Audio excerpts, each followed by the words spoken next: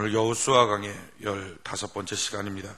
성도가 직면한 세 가지 위험이라고 하는 제목으로 하나님 말씀 증거하겠습니다. 우리가 신앙이라고 할 때 이 신앙이라고 하는 것은 한마디로 말하면 반응이다 라고 말할 수 있습니다. 주님이 나를 따라와라 그러면 아멘, 그거 반응하는 걸 뭐라 그럽니까? 신앙이 있다, 믿음이 있다 이렇게 말합니다. 신앙이라는 것은 한마디로 말하면 반응입니다. 너 저 요단강을 건너가라. 제사장들은 어깨 위에 버깨를 짊어지고 그 넘실거리는 강물 위를 1.5km 되고 그리고 시속 16으로 흐르고 있는 그 물살을 뚫고 가라. 그러면 그 강물이 우뚝 서서 갈라지게 될 거다. 여전히 넘실거리는 강물을 바라보고 아멘 하고 제사장들이 발을 옮겨서 강물을 들어갑니다. 그렇게 성경에 보니까 강물에 발을 옮겨서 들어갔으나 금방 갈라진 게 아니고 그들이 잠기게 되었을 쯤에 갈라졌습니다. 그러니까 믿고 그렇게 반응하는 거죠. 그걸 뭐라 그럽니까? 야, 저 사람들 신앙 좋다 라고, 신앙 있다, 믿음 있다 라고 말합니다. 그러니까 믿음이라고 하는 말은 반응이다. 주님이 내게 무엇인가를 요청하실 때, 주님이 내게 무엇인가를 원하실 때 반응할 수 있는 것, 이게 믿음입니다. 그러니까 믿음이라는 것은 그냥 아무것도 안 하고 믿습니다, 무조건 될 걸 믿습니다, 이거는 마인드 컨트롤입니다. 인생 무조건 잘 될 거야, 사업은 무조건 잘 될 거야, 주님이 날 도와줄 거야, 무조건 일 잘 될 거야, 무조건 내 가정 잘 될 거고 내 자녀는 반듯하게 될 거야 라고 하는 것은요, 마인드 컨트롤입니다. 그러니까 마인드 컨트롤 하면서 마음에 좀 평화를 누리는 사람들이 있어요. 이게 주로 어디서 하는 겁니까? 절에 가서 면벽 수행한다는 게 뭡니까? 마인드 컨트롤이에요. 그러니까 다 잘 될 거야, 다 잘 될 거야, 다 잘 될 거야. 자기 마음을 닦는 것입니다. 그러나 기독교의 믿음이라는 것은 무엇입니까? 주님의 부르심 앞에 아멘 주여 내가 그대로 행하겠습니다 하고 났더니 그 행하는 결과에 대해서 그 크신 하나님의 권능이 나타나기 시작하는 것, 이걸 하나님의 기적, 이걸 하나님의 능력이라고 말합니다. 그러니까 쉽게 말하면 넘실거리는 요단 강물이 있어요. 그럴 때 건너가라. 그러면 강물이 우뚝 쓸 거야. 이게 주님의 요청이었어요. 그 요청 앞에 아멘 하고 걸어 들어갑니다.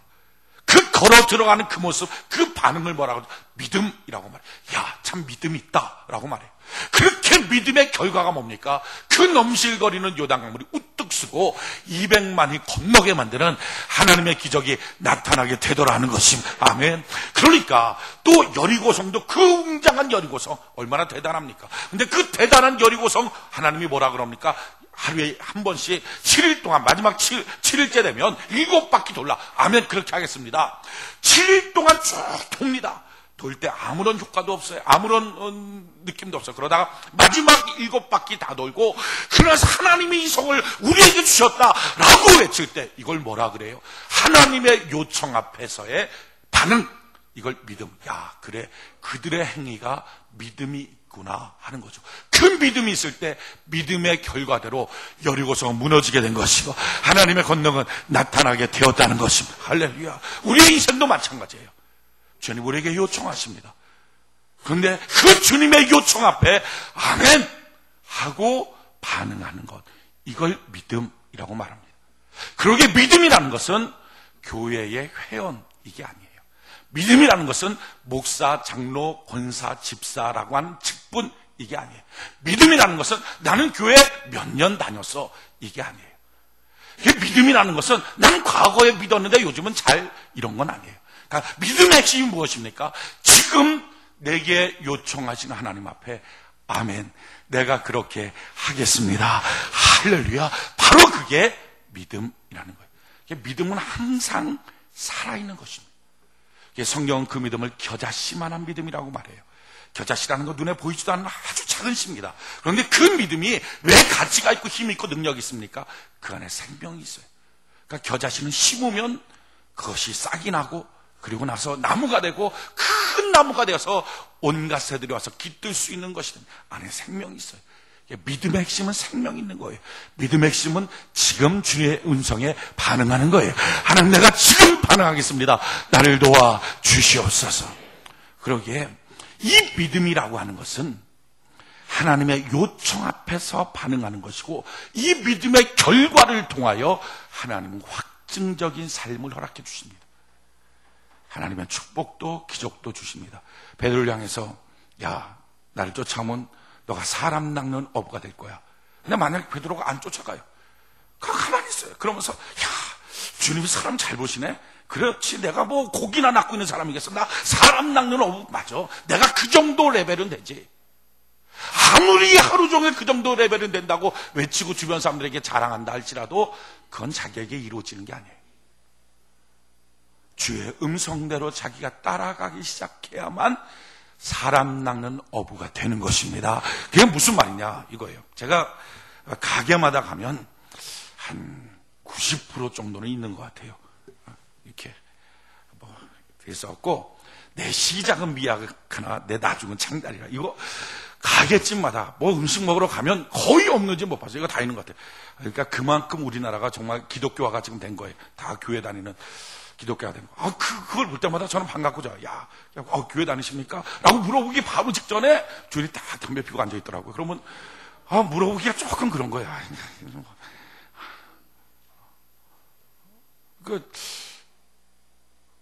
말씀은 붙여놨는데, 그날의 반응 앞에 움직이지 않는 거죠.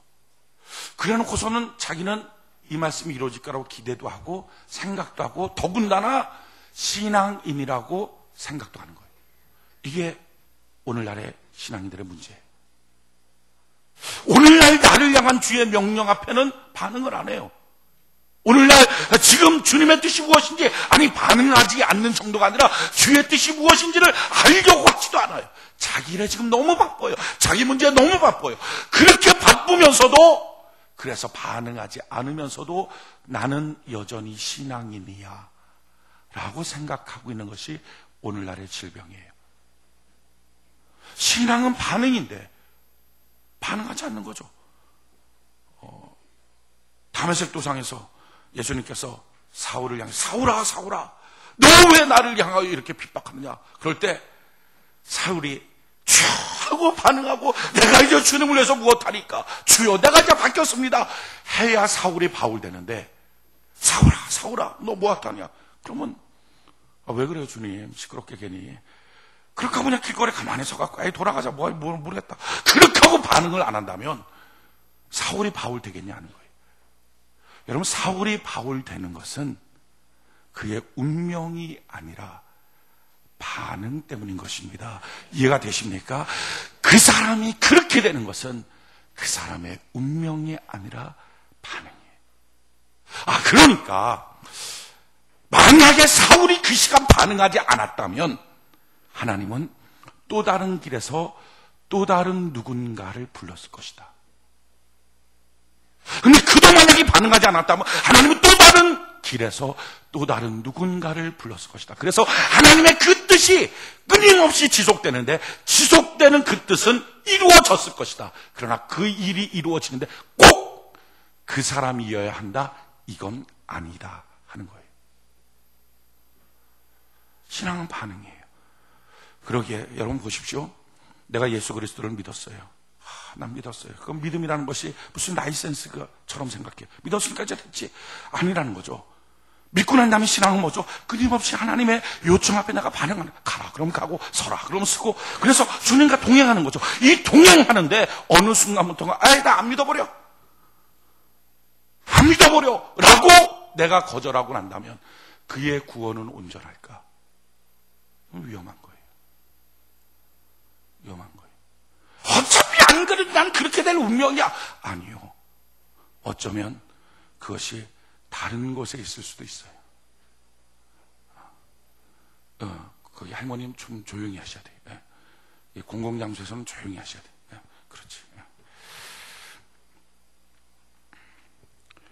여러분들의 인생도 지금 마찬가지입니다. 하나님은 여러분들을 향한 귀한 뜻이 있는 줄 믿습니다. 그 뜻 뜻 가운데 미리 정하시고 정하신 이들을 또한 부르시고 아멘 합시다. 부르신 이들을 또한 의롭게 하시고 의롭게 하신 이들을 영화롭게 하시느니라. 하나님은 지금 여러분들의 뜻이 있어서, 여러분들 향한 사명이 있어서, 여러분들 향한 하나님의 원대한 목적이 있어서 한 사람 한 사람을 존귀한 별처럼 여기고 불러주셨습니다. 그리고 하나님은 지금 여러분들에게 요청하고 계십니다. 그런데 그 요청 앞에 내가 관심 갖고 듣고 날 향한 주의 뜻이 무엇입니까? 하고 쫓아가면 그 뜻이 이루어집니다. 그러나 만약에 내가 그걸 거절하고 듣지 않고 모르겠습니다, 나는 세상 일이 바쁩니다 하고 쫓아가지 않는다면 날 향한 뜻은 나는 버려지고 어떤 누군가에 의해서 이루어질 것이다 하는 거예요. 예를 한번 들어봅시다. 사울이 있습니다. 이스라엘 초대왕 사울. 여러분, 그 사울은요, 패하려고 하나님이 세웠겠습니까? 망하게 하려고 하나님이 세웠겠습니까? 아니죠. 하나님의 뜻은 원래 그 사울을 통하여 이스라엘 왕국이 하나님을 믿고 따르는 위대한 왕국 되게 하는 것. 쉽게 말하면 다윗의 시대에 이루어졌던 그 축복을 주기 위하여 사울을 택했습니다. 그래서 만약에 사울이 다윗처럼만 신앙에 반응을 했다면 사울이 다윗 됐을 거예요. 그 다음에 다윗이 필요 없어요. 그런데 사울은 그 하나님의 요청 앞에 조금 나가다가 거절합니다. 버려요. 하나님을 따르지 않아요. 그러니까 어떡하죠? 하나님의 뜻은 지속되는데 그가 버리니까 하나님도 그를 패하시고 하나님의 뜻을 쫓아 행하는 다윗을 들어서 하나님은 하나님의 뜻을 진행시켜 나가시더라 하는 것입니다. 다른 말로 할까요? 1등은 안 정해졌어요.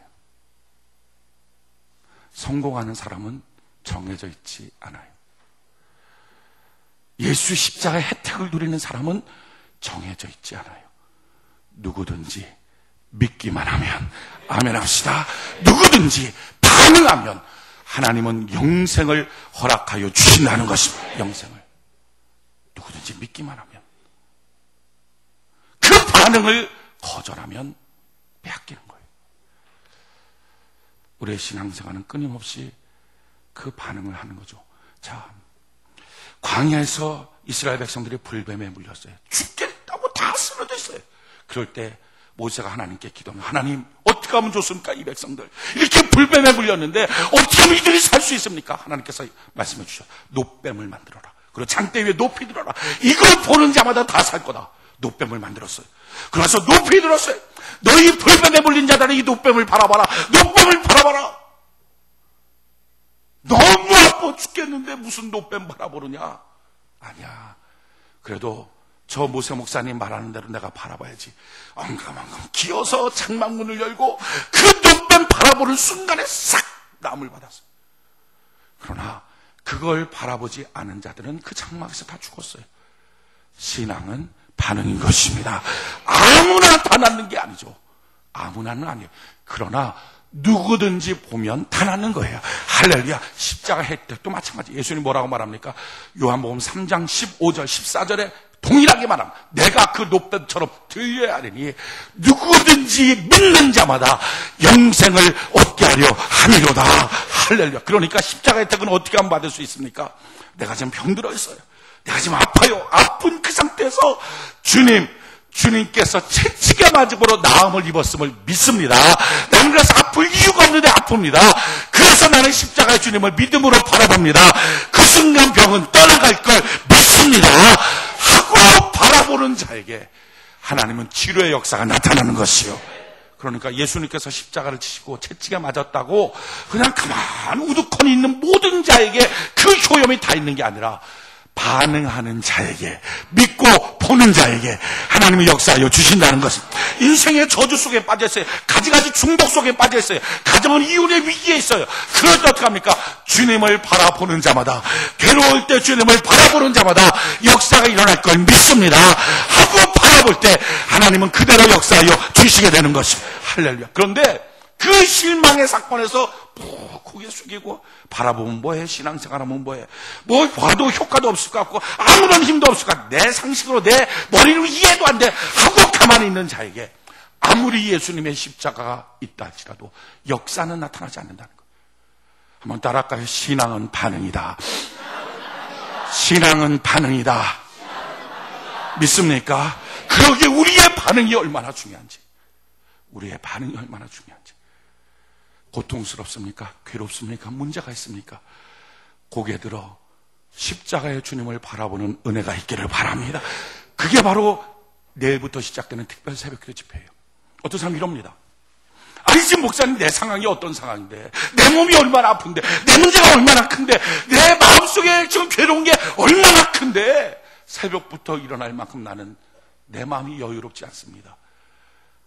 밤에 그 범민 때문에 밤잠을 못 자고 내가 헤매고 있어요. 새벽녘에 잠깐 잠드는데 그 시간 나와야 됩니까?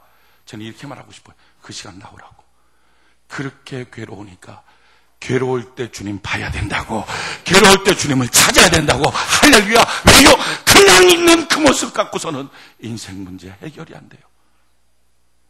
그냥 자기는 가만히 있으면서 언젠가는 고쳐주겠지, 언젠가는 해결되겠지, 언젠가는 풀려질 거야. 그 막연한 기대는요, 아무런 효과가 없어요. 오늘 주의 음성을 듣고 반응할 때 하나님의 역사하여 주일 줄 믿습니다. 문제는요, 항상 주님은 우리를 이렇게 지금 요청하시는 거예요. 그 요청이 얼마나 귀하고 아름다운지 가만히 생각해 보면요, 그 요청하시는 주님의 마음이 너무 고마운 거예요. 그분은 우리에게 그런 거 요청하실 필요도 없어요. 오라, 같이 가자, 이렇게 하실 필요가 없어요. 근데 우리 같은 자가 그 주님께 뭐가 도움이 된다고?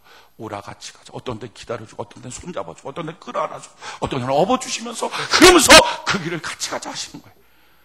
생각해보면 얼마나 감사한지. 또한 우리에게 요청하시는 그 요청이 얻어질 하나님의 축복에 비하면 참 얼마나 아무것도 아니지. 여리고성 무너지는데 하나님이 우리 보고 요청하시는 게 뭐예요? 여리고성 돌려하는 거예요. 아이고, 그 요단강 갈라지는데 뭐 하라는 거예요? 그냥 물 속에 잠깐 들어가 보라는 거예요. 문둥병 났는데 7병 목욕하라는 거예요. 여러분, 하나님이 우리에게 주시는 모든 짐은 다 가벼운 짐인 줄 믿습니다. 수고하고 무거운 짐진 자들아, 다 내게로 오라. 내가 너를 편히 쉬게 하리라. 내가 너희에게 주는 멍에는 쉽고 가볍느니라. 할렐루야. 그 쉽고 가벼운 멍에를 짊어지고 주님께 갈 때 우리의 모든 인생의 짐들이 다 풀려나가는, 수고하고 무거운 짐들이 해결되는 역사를 얻게 될 줄 믿습니다. 그러나 그것을 얻으려면 꼭 뭘 해야 돼요? 주님의 쉽고 가벼운 멍에 져야 돼요. 그게 신앙생활이에요. 신앙은 그 주님에 대한 반응이에요. 전에 한번 제가 그 김사마 목사님 간증하는 얘기를 들었어요. 김사마 목사님 친구 목사님 한 분 계셨는데, 성도들도 새벽 예배 힘들잖아요. 물론 이게 체질이 되고 나면 그렇게 많이 힘들진 않아요. 근데 이게 체질되기 전까지는 아주 사람을 죽이는 것 같아요. 저도 새벽 예배 굉장히 싫어했던 사람이에요. 제 별명이 밤에 피는 장미였어요. 저는 밤만 되면 눈이 반짝반짝반짝 총기가 어리고요. 밤에 모든 생각을, 밤에 책을 보면 낮에 책은 한 권 본다면 밤에 책은 한 5권 봐요. 얼마나 총기가 있는지, 대단해. 그러니까 모든 논문 쓸 때 밤에다 논문 쓰고, 그래갖고 제가 대학원 시절 하고 그럴 때까지 다 저는 밤에 피는 장미였어요. 밤에 밤새워 토론하면 얼마나 총기가 반짝반짝, 한 3일 동안 밤새서 토론해도 다 돼요. 그랬던 제가 목회를 처음 시작하고 난 다음에도 새벽 예배는 나를 죽이는 것 같더라고요. 하나님이 이렇게 하시면 제가 죽습니다, 이런 느낌이 나오더라고요. 그래서 한 1년 정도 새벽 예배를 안 했어요. 부목사한테 시키고 저는 월요일날 새벽만 하고 안 했어요. 그러다가 어느 날 성경을 보는데 참 제가 제 느낌에 이 죽일 놈아, 네가 그러고도 목회하고 복 받겠냐 하는 마음이 확 들어와요. 이건 부인할 수 없는 주의 음성 같아. 그래갖고 결정하고 제가 이제 예배 설교 다 하겠습니다. 이유가 설교를 하고 싶어 설교를 하는 게 아니라 설교하면 무조건 일어나야 되니까, 안 그러면 또 핑계 될까봐 제가 날라니까 탁 이렇게 세우려고 그래갖고 새벽 예배 시작을 했어요. 그러니까 목사도 힘들어요. 근데 그냥 그렇게 하고 나서 이게 몇 년이 지나니까 그다음부터는 이게 체질이 돼서 새벽에 벌떡벌떡 일어나기 쉬워요. 여러분도 마찬가지예요. 어떤 사람은요, 새벽 예배 안 드리다가 드리는 사람 되면 막 코피 쏟아요. 그러면 한의원 가면 맥이 반대로 뛰고 있습니다. 이러면 죽습니다. 별 얘기다. 안 죽어요. 난 지금까지 새벽 예배 드리고서 죽었다는 사람 본 적이 없어요. 새벽에 일어나면 건강해져요. 새벽에 일어나면 총명해지고요. 인생이 풀려요. 새벽형 인간 책도 있어요. 새벽형의 책. 저는 여러분들이 새벽에 벌떡벌떡 일어나는 은혜가 있기를 바랍니다. 그런데 처음에는 목사도 힘들어요. 그러니까 성도는 왜 안 힘들겠어요? 목사는 보는 눈이 있는데도 힘든데 성도는 뭐 더 힘들죠. 그 김삼화 목사님, 명성교회 김삼화 목사님 친구분이 목회를 시작하는데 새벽 예배 때문에 죽겠더래요. 야, 진짜 새벽 예배만 없으면 목회할 만하다. 근데 이 새벽 예배 때문에 이게 참 목회하기 힘들다. 그래서 어느 날 선포를 했대요. 새벽 예배 없습니다. 각자 집에서 큐티하며 생활하십시오. 이렇게 선포를 했더니 마음속에 짐이 확 벗겨지면서 온 마음속에 평강이 확 임하더래. 속이 시원하면서 평강이 확, 진작 이럴 걸, 진작 이럴 걸. 내가 왜 그렇게 새벽 예배 괜히 낑낑거려. 그리고 너무 잘돼요. 한 달, 두 달, 세 달. 근데 한 몇 년 지나서 김사원 목사님은 계속 특별 새벽 기도 집회, 우리나라 최초로 특세라는 걸 만드신 분이 김사원 목사님이에요. 1년에 2차례 특별 새벽 기도 집회를 하는데, 그 김사원 목사님 나중에 그 목사님 이제 만난 거예요. 만나고 하는 말이에요. 어떻게 지내 요즘에? 그랬더니 행색이 좀 초라하고 막 그러고. 봐봐, 힘들어 죽겠어. 아니 뭐가 힘들어? 새벽 예배만 없으면 식을 것 같다 그래갖고 새벽 예배 안 하고 이제 큐티로 합니다. 그래놓고서는 뭐가 힘들어? 쉽잖아. 근데 그 목사님이 그러더라는 거예요. 새벽 예배의 짐을 내려놨더니 세상 만사의 짐을 올려놓게 되더라. 세상 만사의 짐을 벗는 방법, 주님의 멍에 가벼운 것 하나만 지면 될걸. 그 하나 지는 것이 짐이 된다고 그 짐 내려놨더니 온갖 가지 멍에 다 짊어지더라. 여러분, 신앙생활이 왜 행복합니까? 주님의 명령 알뜰하게 가벼운 것 한두 개 짊어지고 하면 세상 만사의 짐을 주님께서 담당해 줄 줄 믿습니다. 먼저 그 나라와 그 의를 구하라. 그죠? 이거 우리한테 지어지는 멍이에요. 근데 이 멍에 집어지면 그 다음에 뭐야? 나머지 모든 것을 주님이 행하여 주시게 될 것이다. 얼마나 간단합니까? 이게 신앙생활의 행복한 거예요. 그러기에 지치지 말고 주님의 요청이 있을 때마다 주의 뜻을 잘 듣고, 그리고 그 뜻을 쫓아 행할 수 있는 은혜가 있기를 바랍니다. 그 뜻을 행하지 못하게 만드는 게 뭡니까? 우리 그게 신앙생활의 가장 큰 적들이에요. 근데 사실은 자기 안에 있어요. 외부에서 들어오는 게 아니에요. 주님이 나에게 요청하는 것, 주님이 나보고 가라고 하는 것, 주님이 나보고 쓰라고 하는 것을 못하게 하는 것, 그건 밖에 있지 않아요. 그게 다 자기 안에 있어요. 그 자기 안에 있는 요소들이 뭐냐? 신앙생활의 이 적들이 뭐냐? 제일 처음에 게으름이에요. 게으름이 뭡니까? 다 안다는 거. 새벽 예배 드려요. 아이, 그럼요. 드려야죠. 나중에. 지금 굉장히 나중에. 11조. 아이, 나중에. 건축공무. 아이, 나중에. 성물원금. 아이, 나중에. 전도. 아이고, 전도 안 하는 게 어디 성도입니까? 나중에. 이게 게으름이에요. 그러니까 지금 너가 나를 쫓아오라. 예수님이 지나가시면서 그물을 깃고 있는 베드로를 향해서 나를 쫓으라. 내가 너를 사람 낚는 업으로 만들려. 그럴 때 베드로가 영광입니다. 나 같은 자를 제자로 만드십니까? 주여 감사합니다. 내일이나 모레나 시간 되는 대로 찾아뵙겠습니다. 그러면 그 사람이 제자가 됐겠냐는 거예요. 안 되는 거죠. 우리 신앙생활의 가장 큰 적 첫 번째가 뭡니까? 게으름. 나중에. 아브라함이 75세 하나님의 명령을 받아. 너 본토 친척 아비 집을 떠나 내가 너에게 지시할 땅으로 가라. 그럼 내가 너를 복에 끊어서 아멘. 내가 복에 끊어 되겠습니다. 아브라함은요 딱 75세 그 말을 듣자마자 떠나버려요. 갈 바도 알지 못하지만 떠나요. 떠나고 있다가 참 이상한 것은 하란 땅으로 갔어요. 갈대아우르에서 하란 땅까지 어마어마한 거리를 간 거예요. 근데 가고 난 다음에 이상한 것은 하란 땅에서 5년 동안 안 움직여요. 성에 보면 5년 동안 가만히 있어요. 아니, 하나님이 지시한 땅. 그러니까 5년 내내 하나님이 그랬겠죠. 야, 여기 아니야, 가나안이야. 여기 아니야, 가나안이야. 가나안으로 가야지, 가나안은. 근데 안 가. 안 가고 있다가 5년 만에 가는데 그게 언제 가느냐. 데라 죽은 바로 다음 날 가요. 데라가 누구냐? 아브라함의 아버지. 아브라함의 아버지가 같이 쫓아왔었어요. 같이 쫓아와갖고서는 하란까지 가니까 아브라함 아버지가 야, 난 죽어도 못 가. 야, 힘들어 죽겠다. 어떻게 가냐? 더 이상 못 가. 안 돼. 날 차라리 죽이고 가. 내 눈에 흙이 들어가기 전까지 절대 못 죽여. 그러니까 아브라함이 얼마나 효자인지 하나님의 명령이 계속 있는 거죠. 여기 아니야. 가나안 가야 돼. 가나안 가야 돼. 그냥 못 가는 거예요. 아버지 때문에. 아버지. 그렇게 있다가 아버지가 꿀까닥하고 돌아가셨어요. 그러고 난 다음에 거기 떠나갑니다.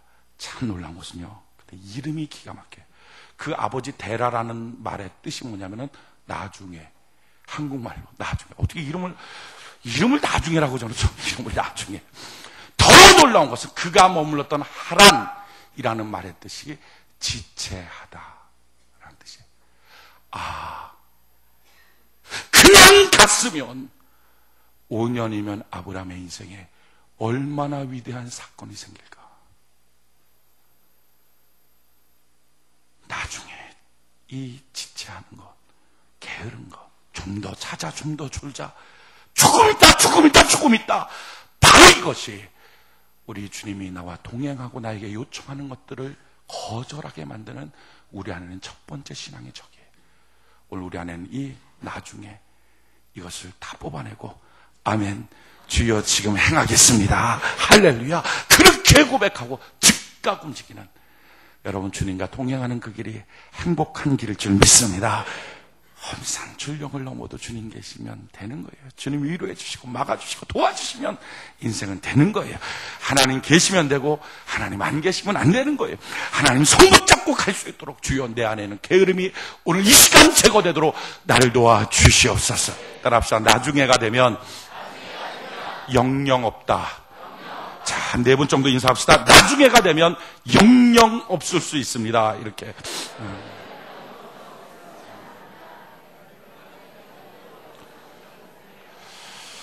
할렐루야. 나중에가 되면 영영 없을 수 있어요.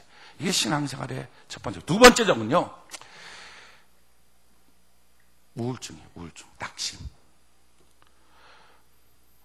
푹 처져 있는 거. 업이 되면 막 뛰어다녀요. 열심히. 새벽부터 밤늦게까지 지치지도 않아요. 그러다가 어느 날 자기의 연약함, 자기의 실수, 자기의 어떤 허점들을 보고서 나 같은 게 무슨 목사야, 나 같은 게 무슨 장로야, 나 같은 게 무슨 집사야, 나 같은 게 무슨 성도야, 나 같은 게 무슨 복을 받겠어, 쭉 쳐주고 나면 몇 날 며칠이고 문 닫고 안 나와버려. 나 죽었어 하고 있는 거. 그러니까 그 시간에 주님은 계속 문 두드리면서 누구야 가자, 누구야 가자, 대사람이나 데리고 가십시오. 왜 나 같은 거 찾아왔습니까? 문을 품어가서 문 두들겨도 문을 닫는 이 낙심, 이게 신앙생활의 큰 적입니다. 오늘날 수많은 한국인들이 이 우울증의 질병을 앓고 있어요. 여러분, 우울증에 빠지지 마십시오. 우리는 실수할 수 있어요. 그러나 실수하면 어떻게 해요? 일어나서 다시 가면 돼요. 저는 이렇게 말하고 싶어요. 우리가 등산하겠다고 딱 나왔어요. 등산하겠다고 나왔는데 가다가 넘어질 수 있잖아요. 가다가 등산하다가 넘어질 수 있어요. 그럼 넘어지면 어떻게 툭툭 털고 일어나서 가면 되지 뭐. 가면 되지. 어차피 뭐 산에 올라갔다 내려오는 거 뭐 옷에 흙 묻지 뭐 안 묻겠어요. 뭘 하는지 뭐 멀쩡하니 갔다 와도 흙 묻을 텐데. 등산할 때 그냥 넘어지면 올라갔다 내려오면 되지. 그러면 넘어지면 다 짐 싸갖고 다시 집으로 가야 돼요? 아니잖아요. 여러분, 넘어졌습니까? 신앙생활하다 넘어졌어요. 넘어진 자리에서 다시 일어나서 주님의 또 한 번의 요청이 있을 때, 거듭되는 요청이 있을 때 걸어가는 은혜가 있기를 바랍니다. 그럼 돼요. 그럼 신앙생활 되는 거예요. 낙심으로 실망하고 좌절하고 쭉 무너져서 며칠 몇 날 주님의 음성 앞에 반응하지 않는 이것 말고, 성경 말에 해가 지나도록 너 감정 붙지 마라. 주님, 어떤 때 마음이 속상하고 힘들 때 있지만 빨리 털어버리는 사람. 왜 털어버려야 돼요? 그 사람 때문에 털어버리는 거 아니에요. 그 일 때문에 털어버리는 게 아니에요. 주님이 이렇게 하고 있을 때 날 부르시면 내가 혹시 못 갈까 봐 우리 빨리빨리 마음을 털어버릴 수 있는 은혜가 있기를 바랍니다. 그래서 노만 피를 박사는 이렇게 말했어요. 하루에 3번씩 마음을 쓰레기통 비우듯이 싹싹 비울 수만 있으면 그 사람 성공한다.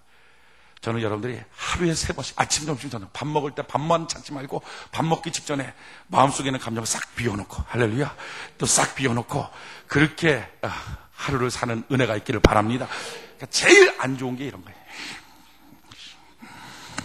그래, 그래도 먹어야지. 내가 누구 때문에 안 먹고 있냐.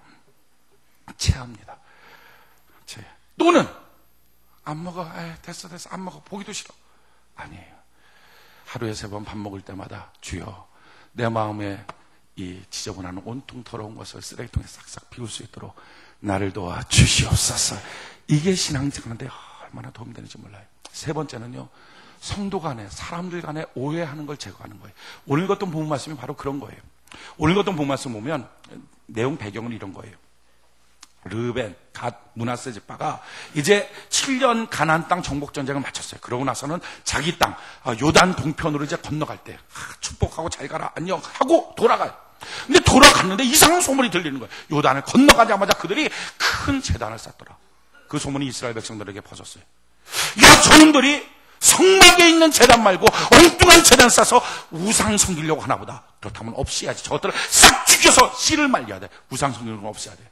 이스라엘 전체가 거병을 했어요. 군사로 딱 모아갖고 달려왔어. 한순간에 다 죽이겠다. 그러고 딱 서 있어요. 너희가 어찌 된 거다. 그랬더니 이 르벤, 갓, 므낫세 반지파 하는 말이 뭔 얘기냐. 그거 아니고 사실은 우리가 넘어오면서 생각을 하다 보니까 이 요단강이 있다. 이게 꼭 무슨 국경선 같다.